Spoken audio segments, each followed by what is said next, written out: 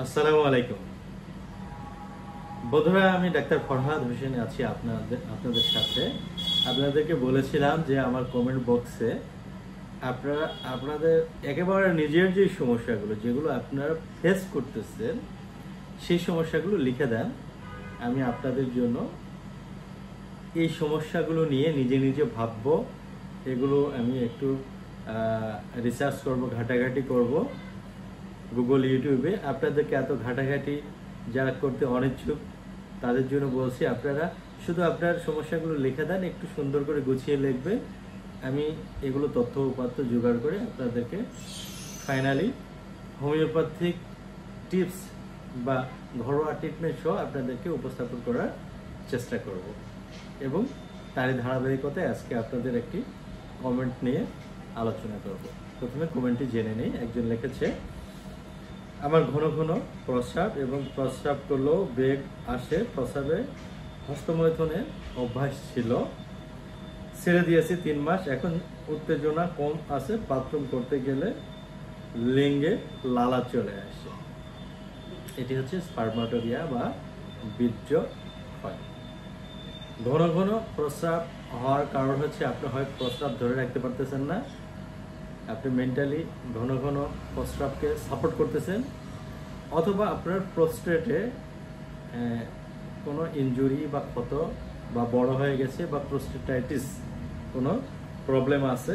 এই কারণে আপনার প্রস্রাবের বেগ আসলেও ধরে রাখতে পারবেন না এবং হাত দ্বারা যে ক্ষতি করার অভ্যাস ছিল সেটি দূর করার জন্য হোমিওপ্যাথিতে মেডিসিন আছে। আপনি নিজে লিখেছেন, আমি অ্যাগনাসকাস 200, লাইকোপোডিয়াম 200, ক্যালেডিয়াম সেক 200, জার্মানিটা প্রতিদিন 2 ফোঁটা করে মোট 6 ফোঁটা একসাথে পানিতে মিশিয়ে খাচ্ছি 15 দিন। একটু ভালো, আপনি একটু জানাবেন এই ঔষধগুলো ডোজ ঠিক আছে কিনা। আমি প্রথমে আপনাকে জানাতে চাই, বা আপনারা যারা ঘরোয়া চিকিৎসা নিতে চান বা নেন তাদেরকে জানাতে চাই, এটি ঠিক নেই।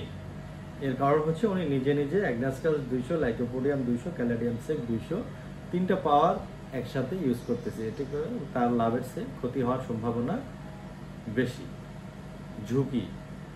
তাহলে কি করবেন? আপনার কোনটার লক্ষণ, অ্যাগনাসকাসের লক্ষণ বেশি মিলতেছে নাকি লাইকোপোডিয়াম না ক্যালেডিয়াম সেক? যে কোনো একটি আমি এক্সাম্পল দিয়ে দিচ্ছি।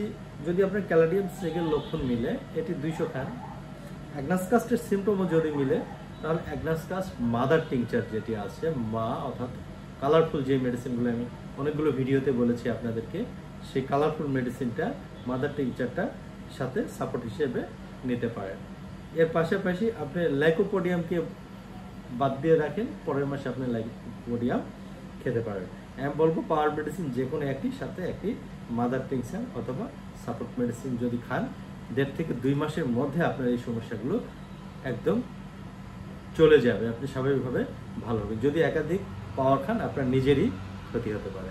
আশা করি আপনাদেরকে ইনফরমেশান দিতে পেরেছি।